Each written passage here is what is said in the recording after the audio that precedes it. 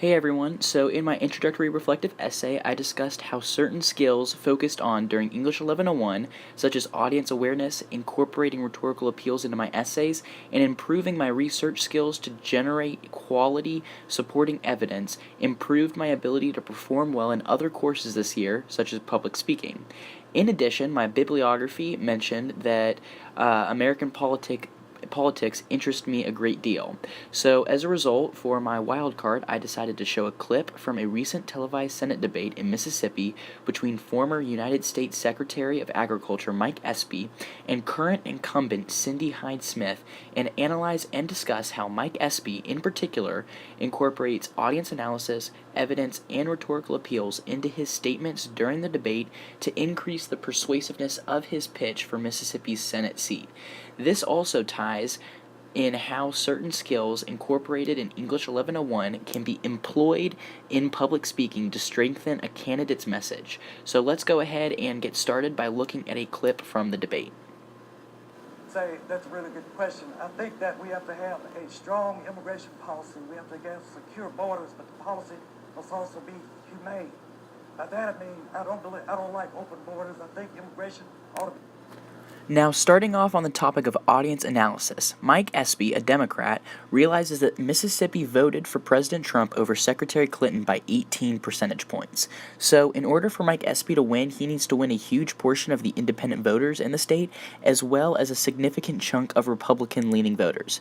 Therefore, when talking about immigration, he takes a moderate tone to ensure he does not isolate voters by saying, quote, "I think we have to have a strong immigration policy. We have to have secure borders."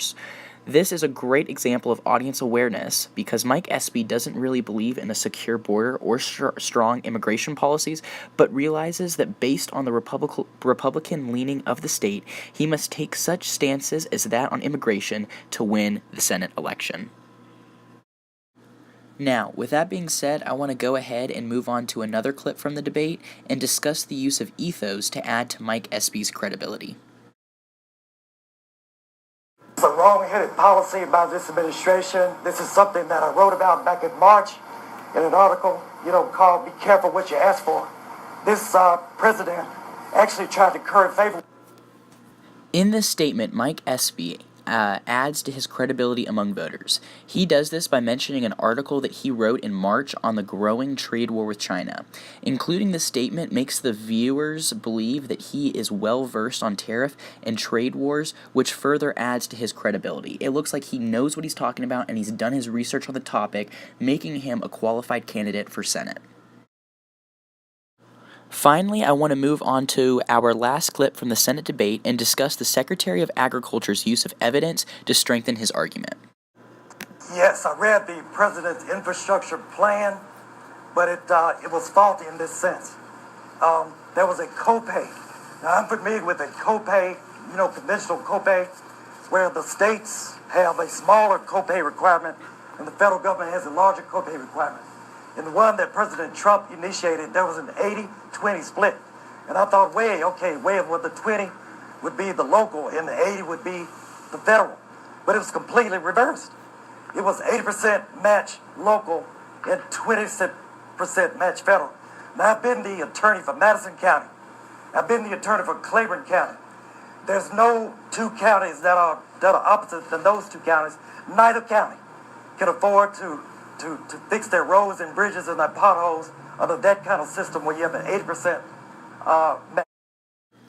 Here, Mike Espy agrees with the president that an infrastructure bill is well overdue. However, he disagrees with the plan to finance the project. To support this claim, Espy discusses the plan under Trump where 20% of funds come from the federal level, while 80% comes from the state level. He cites his time as the attorney for Claiborne County and Madison County in Mississippi, saying that these two counties are very different, yet neither of them would be able to fund these projects. Now, with that being said, I will wrap this video up. I just believe that these skills that we acquired during the semester in English 1101 really did improve me as a public speaker, and I can use these skills if I ever decide to run for office one day myself. Well, thank you guys for listening.